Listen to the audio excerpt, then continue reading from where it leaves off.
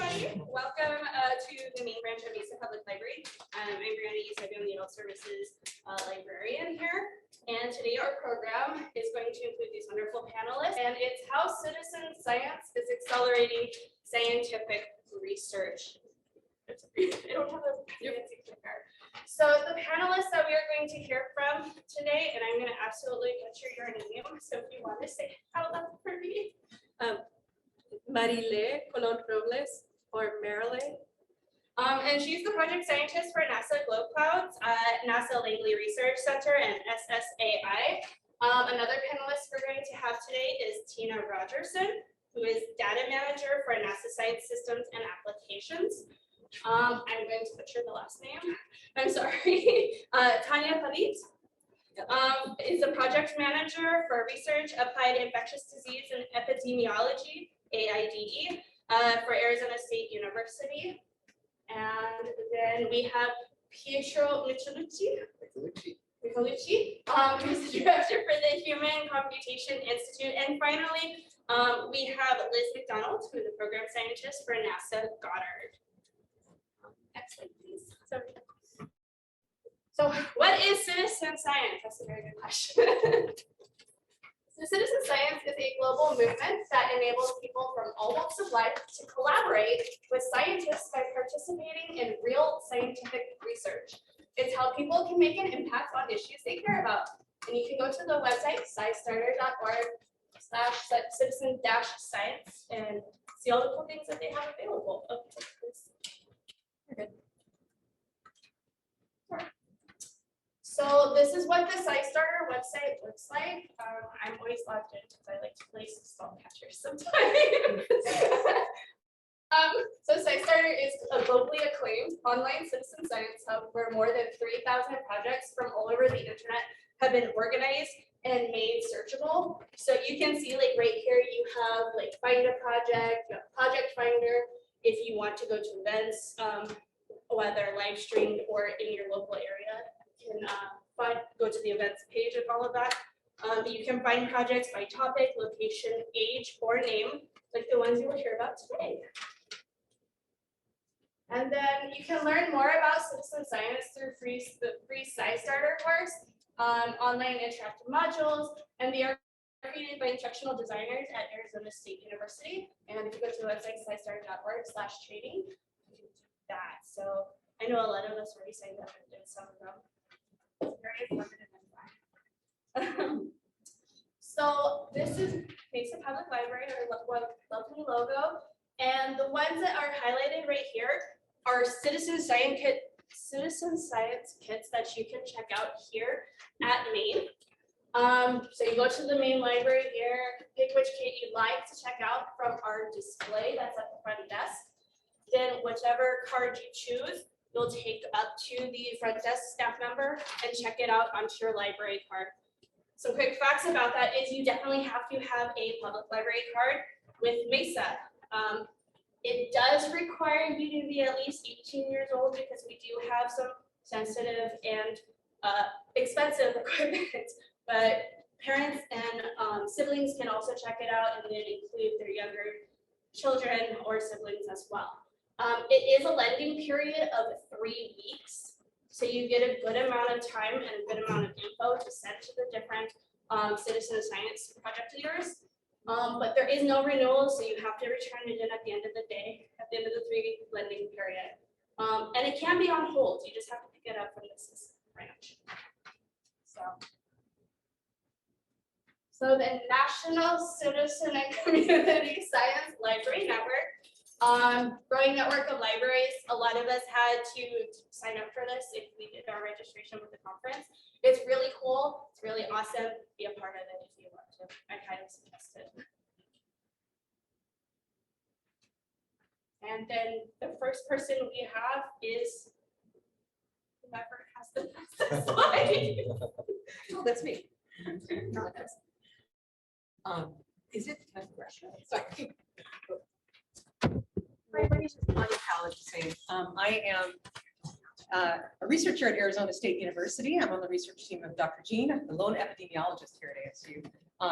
Thank you very much. I am not a scientist myself, but I'm extremely passionate about science and I'm very excited about the possibility of everyday myself. I'm an artist actually, but to use scientific tools and knowledge to get more information and to empower themselves to take actionable steps. And the kit that I'm going to talk about today, this is the Accessing Indoor Air Quality Kit. And the big star of the show are these. These are Aeronet CO2 monitors. This is really the main part of our kit that I'll talk about.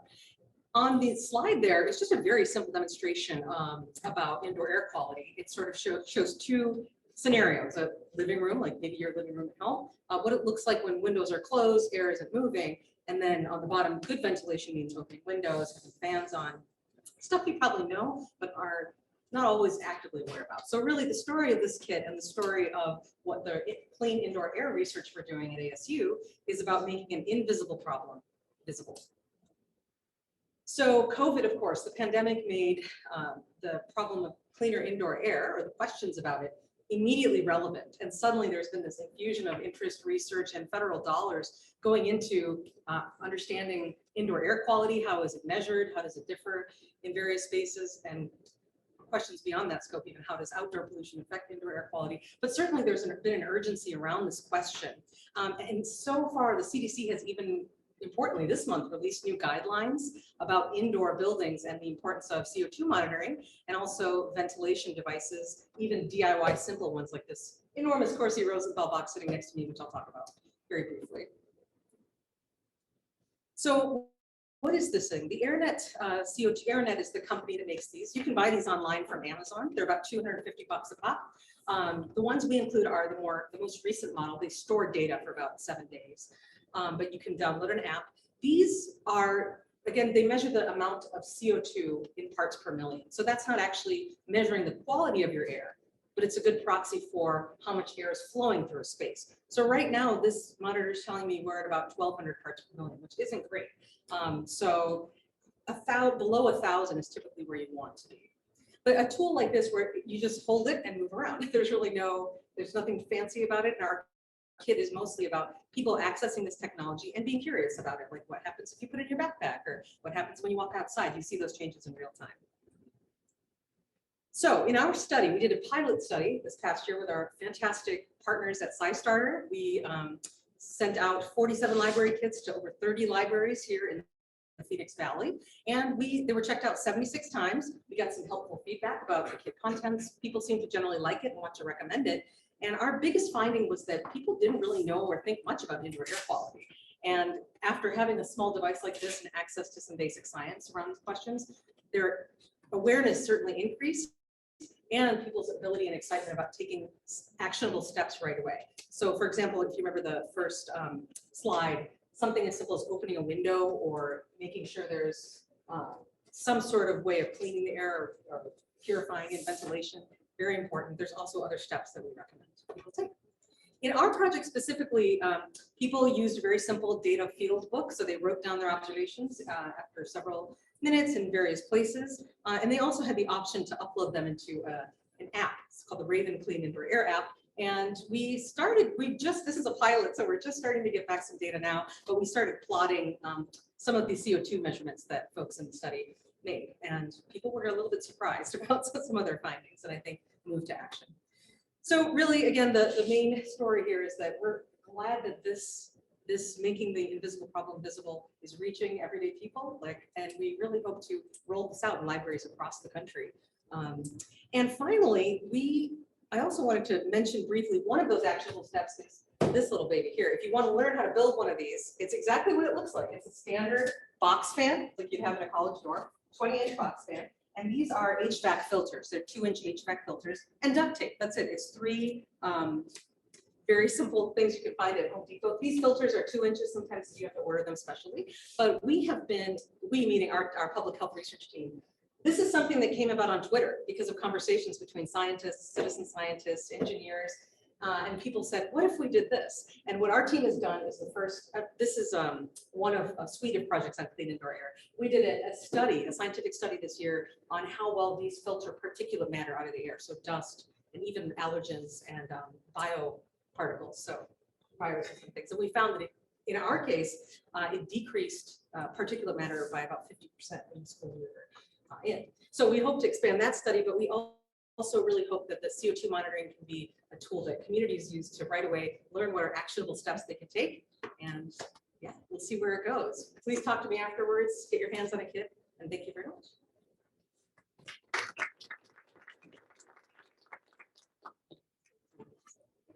I want to unmute that one too. I think that might be helpful.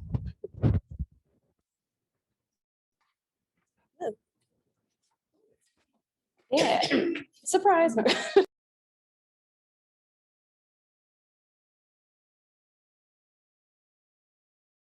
that some touch screen? No. It is. It a is. Oh, wait, touch screen. did I touch it? Yes. Yeah. Yeah, all right. I don't know how to advance these slides. Ooh. Ooh. Okay. All right. Hi, I'm Liz McDonald. I work at NASA Goddard and I am a space scientist. I'm going to be talking to you today about something called the Heliophysics Big Year. How many of you have heard of the upcoming solar eclipses across North America? Almost everybody here. So yeah, it's going to be a really big deal starting in October this year. And then the total solar eclipse is April 8th, 2024, so less than a year away. And we want to extend that very sharp peak of interest in the eclipses, both in experiencing them and seeing it, as well as opportunities for science throughout this whole time, and do what's called a big year, which is actually a term borrowed from birding citizen science, where people go out and try and participate. Actually, they try and capture as many species sightings as they can, but it's really more of a personal quest. So we want to invite people into our field, and really the sun touches everything. There's many different citizen science projects associated with this, and extend that all throughout 2024 until the end of the year, when one of our NASA flagship missions that is actually going out to touch the outer corona of the sun and come to its closest approach to the sun. So we're very excited about this initiative. There's the website also. All right, great. So I want to highlight a few of the ways that people can get involved, starting with the first one for libraries. There is a project called SEAL that is from StarNet Libraries. And basically libraries can participate and get eclipse glasses, which is great because everywhere in North America, I believe, is going to be part of these eclipses. If you're not in the path of the total solar eclipse, you will still definitely need glasses, and there will be activities and training that they have to be involved. We have a couple of projects if anybody wants to get involved in radio telescopes or ham radio. That actually changes during a solar eclipse. There's going to be some contests for ham radio enthusiasts. Basically, it's going to get real dark, and the way that radio signals, AM radio, for instance, you can get further reception at night. So using radios, you can actually help us understand the upper atmosphere. So that's a really cool opportunity during the eclipses.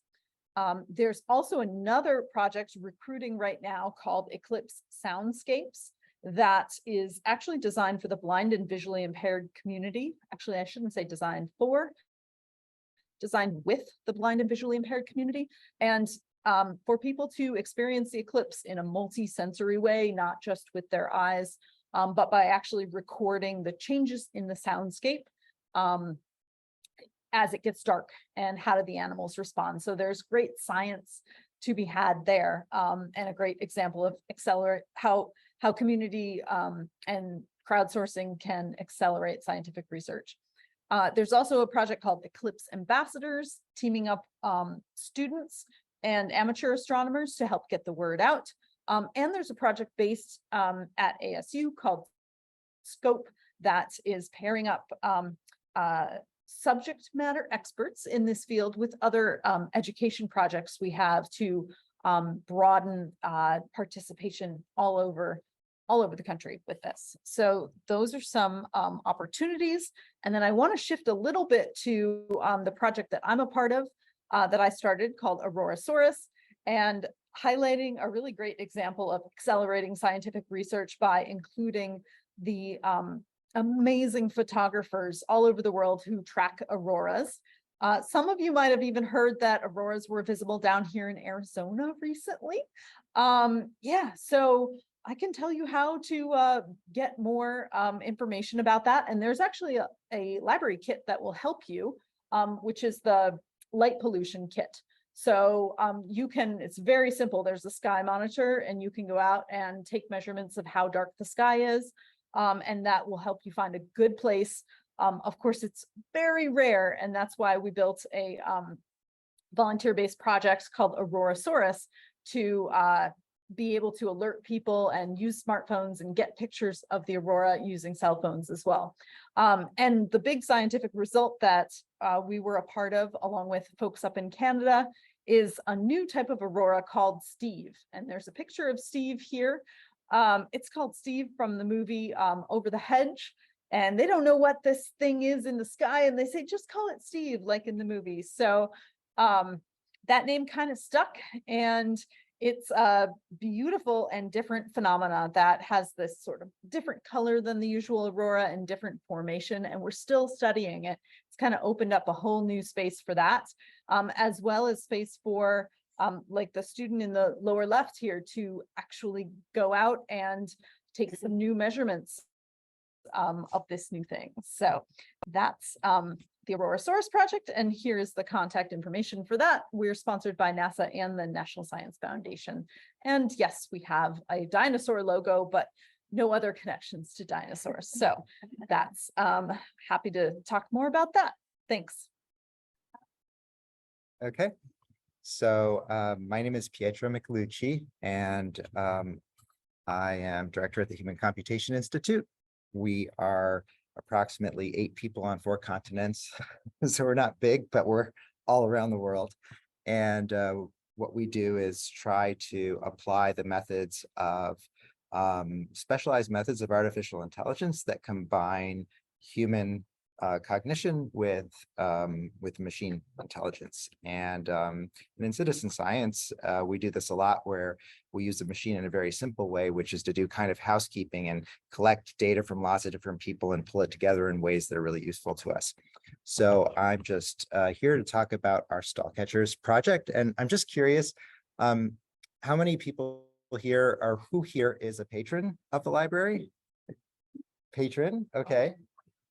And what about librarians? Oh, okay, so we're all patrons, right? That makes sense. Okay, great.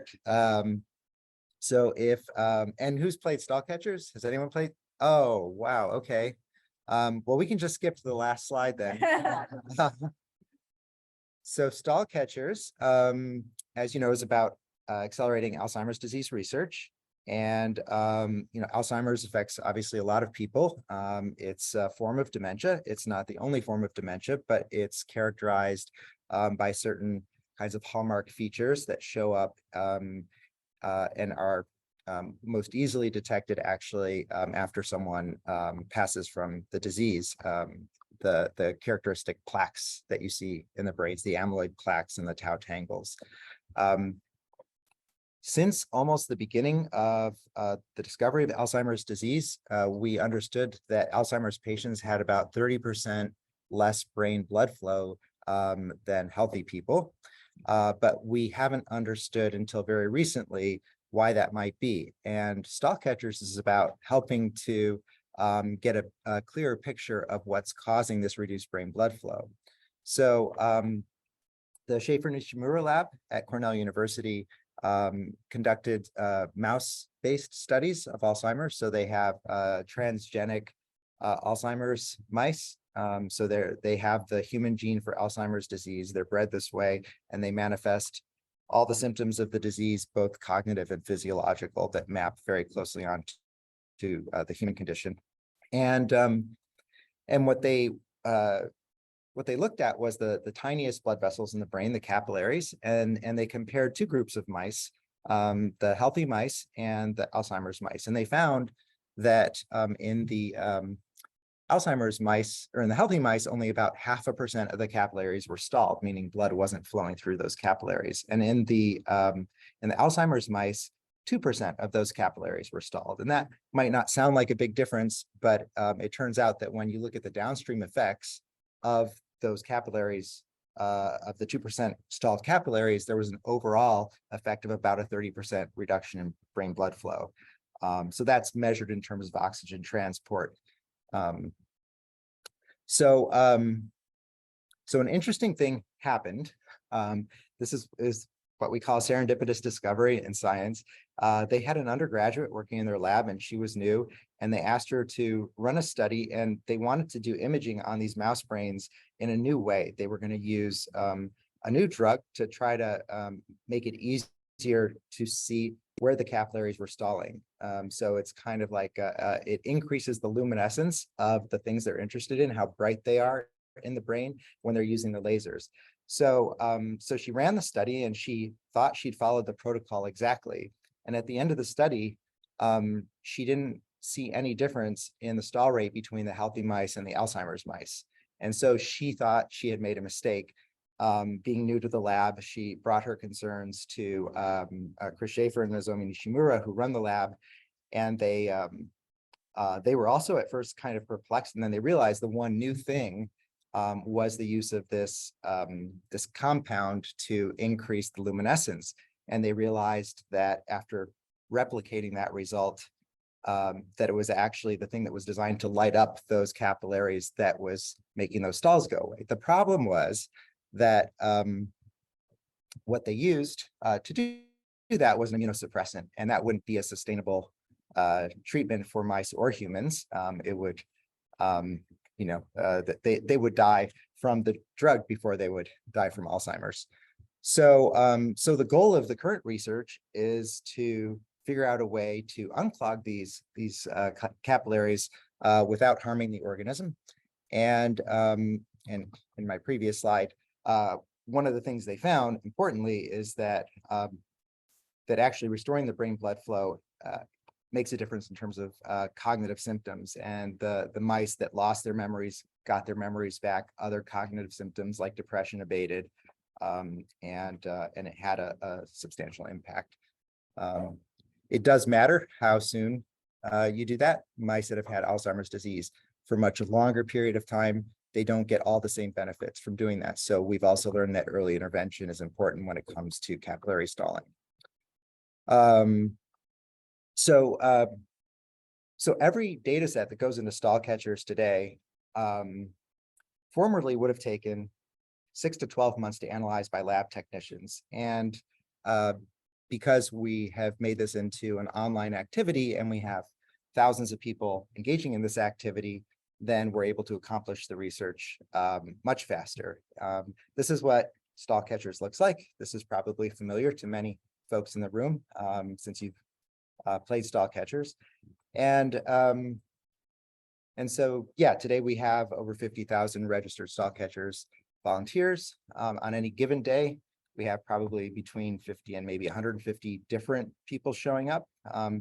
Some of the usual suspects, we have super catchers, who some of you may see on there, like Capra Ram is Mike Repara's username, and why can't I think of it? Star Rider. So interesting thing is that, and I think this is really appropriate for a SciStarter based event, is that there is migration from one project to another. So the reason Star Rider is the username is because Star Rider is also a duster in the Stardust at Home project. And Mike Reparo also came over from Stardust at Home to help with the Alzheimer's research. So now we're able to answer these research questions about 6 times as fast as we used to. And so we're answering these questions every 1 or 2 months instead of every 6 months to a year. As librarians, I'm sure you can appreciate the aspect of local meetups and public engagement. And we run online challenges. Once a year, we run an international catch-a-thon. And we try to engage as many people and teams in as many countries as we possibly can. And it's always exciting. And there's always a very strong feeling of connectedness to other humans all over the world across, political divides and geographic divides with everyone coming together to solve a problem that doesn't discriminate. I have a few things to show you here as librarians. So if you're not already aware of it, anyone can create a team on Stallcatchers, and once you create a team, you can use that, for example, to run a weekly event. If you wanted to, you could have a Thursday night Stallcatchers meetup and then have a leaderboard that's associated with that meetup. So if you have patrons coming back and they want to have a friendly competition or accomplish a certain amount of analysis, then you can measure that. We also can set up challenges for you. Eventually, we'd like to make it easy for folks to set up, team captains to set up their own challenges. But for now, if you just shoot us an email, we're happy to do it. And then what you end up with is you have a set period of time for that challenge. So it could be a half hour long, it could be a day long, it could be a week long. And you get a live leaderboard with its own dedicated URL. And you can even, if you have people in the room, you can put the leaderboard up there and everyone can kind of keep track of how you're doing as a team and individually in real time on that leaderboard. We also had actually folks at Microsoft who were doing what they call micro volunteering, doing Stallcatchers events, wanted a way to track their hourly contributions. And so we created this. It's just, it's from the profile menu. So if you haven't tried this out yet and you're a long time or even a short time Stallcatchers player and you're curious how much time you've spent doing the activity, you can get an official timesheet for that.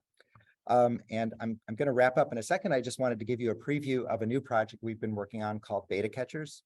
And this, in Beta Catchers, one of the tasks is going to be to distinguish among different types of these plaques that you find in the brain tissue of patients who have passed away from Alzheimer's. So they've donated their brains to science.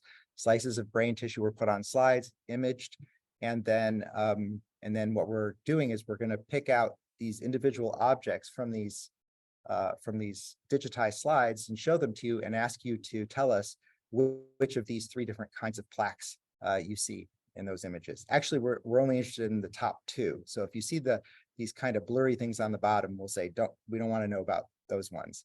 So just given these pictures, the cord plaques have this kind of dense, they have kind of a bullseye shape.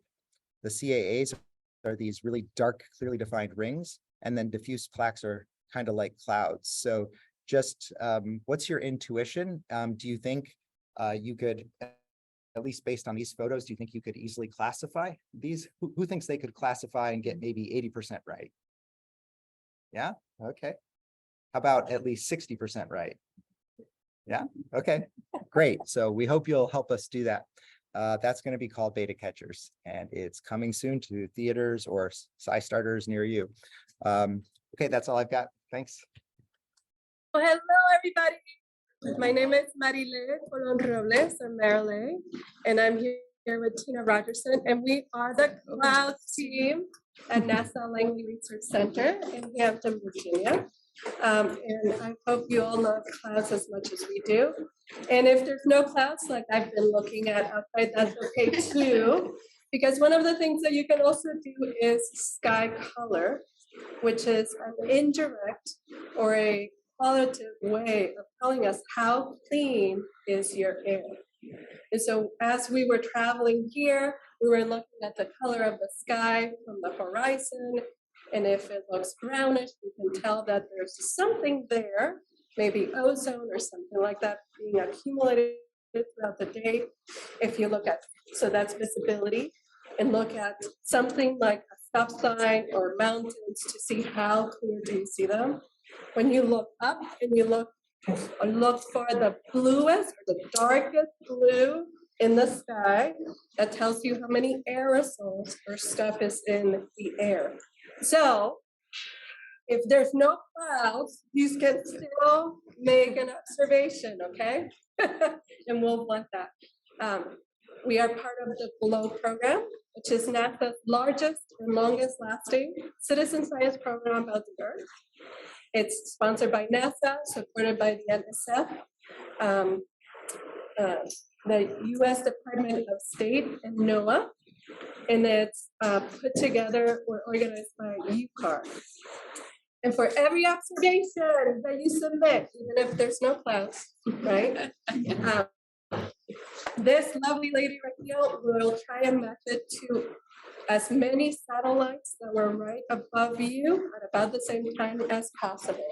So Tina, do you want to talk a little bit about satellite matches? Yes, when I get your ground observation, I go out and try to match it to about a dozen different satellites. And I'll take a location right around you. I do like a grid around where the person saw. And if I find a match, you're going to get an email within 1 to 5 days from NASA that shows you in this like table what you saw and what the satellite saw so that you can compare those two observations to each other. And we had a really big year last year. We hit our 1 millionth satellite match. Thank you, everybody who participated. And it's really, all you need is a cell phone and to download the Globe Observer app. You don't need any tools to do cloud observations, just your eyes. And we've worked with many groups to make it even more accessible. We had an intern who is blind who helped us see how different ways where she can also make cloud observations and learn about clouds.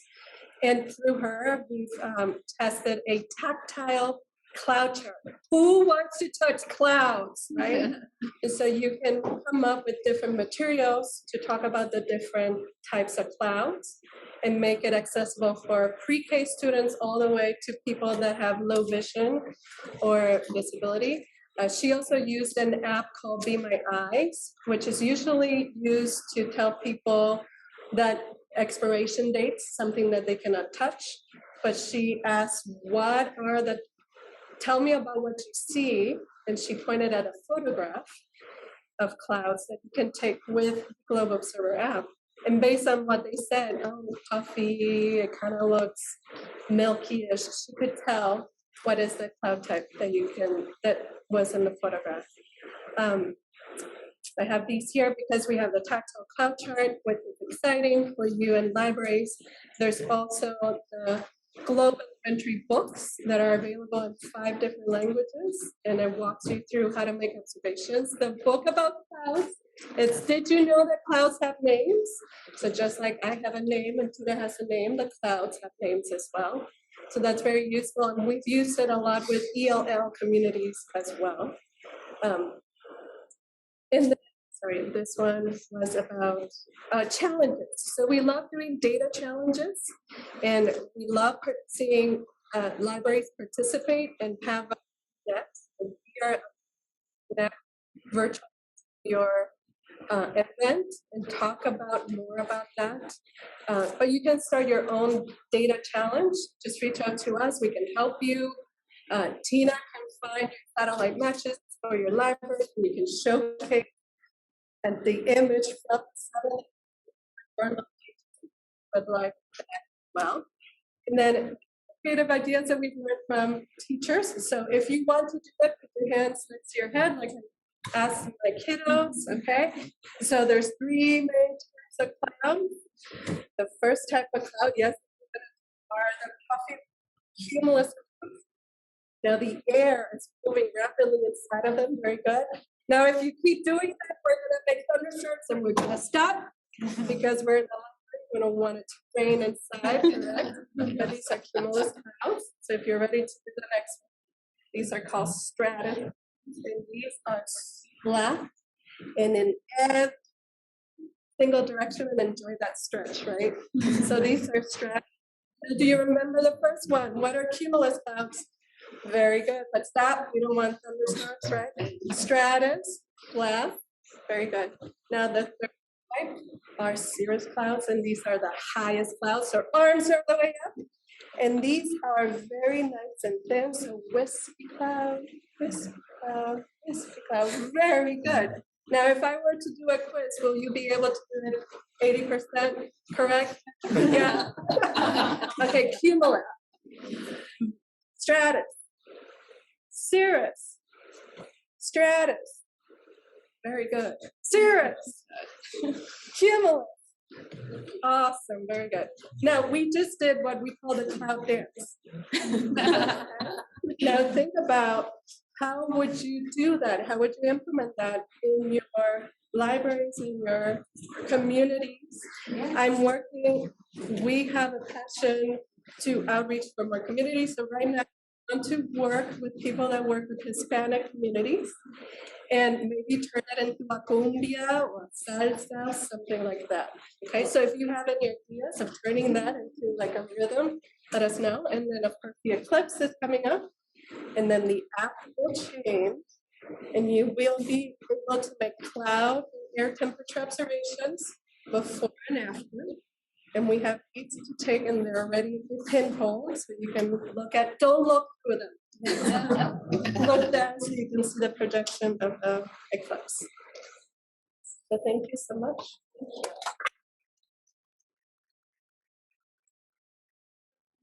I participated in your challenge last year. I have to say it was very frustrating when I was in the car and I got the notification. I'm like, oh, every Friday it seemed to happen.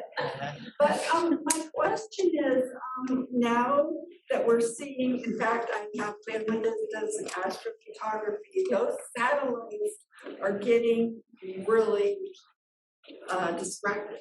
Yes. And even visually. Does your project have anything or to do, or maybe the question is, are your satellites being impacted by all the additional satellites that are being launched up? What my husband is one of the satellites to. He's part of the Calypso team, which is a laser in space shooting down at us constantly, but it's safe, it's real. It's okay. But what I've learned through that team and different teams is that there's always a navigational person who tries to move the satellite, if it's a low orbiting satellite, to move it away from other objects. And they try to work together to know where all the different satellites are. They do a good job so far, but it's not always accurately to the 80% even. But that's a job that I did not know existed, and it's something neat that maybe more people need to know about. Star navigation is very different than Earth navigation, right? You don't have lat and longs, but you can relate it to traveling through the oceans and things like that too. If it's question. Would it be a bad idea to crowdsource the avoidance of collision? Maybe. Actually, a question for Liz. We have telescopes here at least public that our patrons can check out to a grant from MESA. So I saw the Eclipse ambassadors. Is that something that like library patrons can do? Because I know you mentioned undergrad and amateur astronomer, but from their able to that project, there's definitely, if your telescopes have solar filters, you can use them during the day, then those would be good for the eclipses. So that's one thing to check. And then that project would be a good resource for how your patrons could use those telescopes during the eclipses the ambassadors are supposed to be, these pairs of people who could then help the patrons. Yeah, but I'm sure there are some people at ASU who could be interested and could be, then local. So there might be some good connections there. Yeah. Are you guys getting closer to coming up with useful compounds, drugs, based on the results you're getting from all your? You can probably get specifically, but is there any general make? No, I get the question, and I personally, all that's really important to me, and on a fairly regular basis, I go back to Nozomi and see exactly that question. Hey, are we there yet? How much closer have we gotten? And The sense I get right now is that we've identified a couple of compounds. Both are FDA-approved drugs to treat other diseases. And one of them seems to prevent inflammation of stalls specifically. The other one seems to reduce stalls that have already formed moderately, I think. I might have gotten those switched to the degree to which they help. I think these results need to be replicated, and it isn't clear, there's always a cost-benefit analysis, so the one that slightly prevents it, if it has a bad side effect profile, then it maybe doesn't make sense to use that. I think one of them is actually a cancer drug. And I think it's some kind of NOX2 inhibitor for anyone who knows stuff about that. So yeah, I would say, getting to the point where we have identified these two things. I mean, these are data sets that have been analyzed by stall catchers, volunteers, and possibly people in this room. And they're very exciting results because it feels like we are starting to home in on something that can make a difference. I think it's premature to say we're going to take one of these and go right into clinical trials, but we are definitely getting closer. Yeah, thanks again. For the stall catcher, so if you create the team, everybody still has to have an account in order to play. That's right. Yeah. The short answer is yes. And you create a team, you get a link, a team link. So if people sign up using that link, then they are automatically joined your team. If they already play stall catchers independently and they click on that link, it'll pop up an option for them to join your team. So to try and make it a little easier. Just from saying if we had some generic, or like when we have kids that come in and they don't have a parent ready there. I think that's a great idea. I think we've had some teachers do that kind of thing, and they will use the same accounts. We have a list of classroom teacher features that we would love to implement. It's on our. I'd love to shift some of my micro kids over to it. Yeah. Yes. Yeah. No, we'd love to have you. Thanks. Question for Marile, Tanya, and possibly for Aurorasaurus related things, but when you do a program and you're in the same location, when you do a program and you're in the same location, is it a detriment to have observations from all in one spot? Like from different phones, essentially? Like if I had, I don't know, a group of people at a library all out in the parking lot doing a cloud observation, having like 10 of the same images, is that something that's okay or bothersome, or is that something that, I don't know, do you have any opinions of data being replicated on the spot type of? Oh, yeah, thank you for reminding me. Move it back actually so I can see all of you. Perfect. Okay. So having multiple observations in one spot gives you a better chance of getting the right answer. Because the more people and the more eyes at things or inputs coming in, when you average them together, you're usually going to get better with And a reminder, satellite methods are not perfect. This is by reading observations. Our latest paper done by Dr. Grant Dotson, that he led paper, found that we on the ground looking up are best at looking up which clouds, low, middle, or high.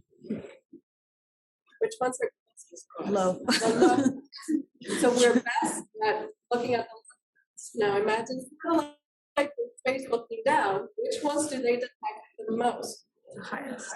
The high. Yes, very good. Yeah. High and mid clouds.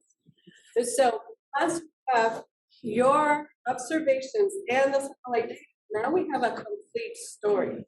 If you now add the photographs that are the last part of the observation, now imagine that you're bringing us, your best friends next to you, where you were to understand what's happening between observations and satellites. And I've had students research of how do the satellites differ from each other. It's like Ms. Tina said, she can try and match you up to multiple satellites you'll notice that the satellites don't agree always either. So the more data, even if it's all together, the better.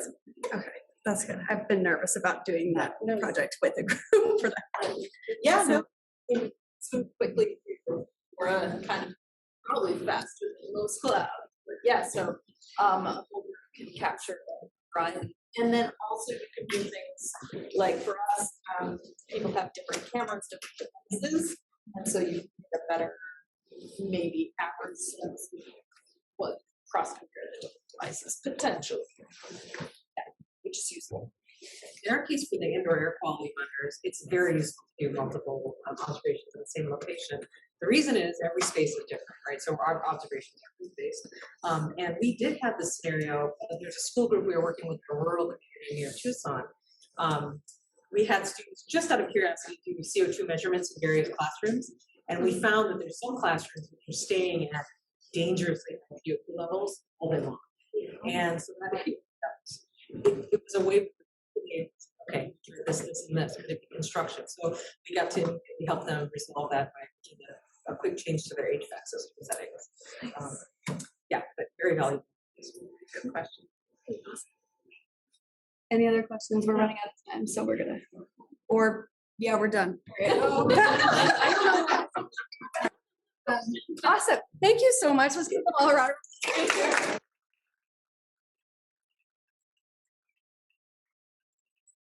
All incredibly valuable information. I did record it if anyone needs to go back and find out. I can't guarantee the questions were heard on the recording, but we'll find out.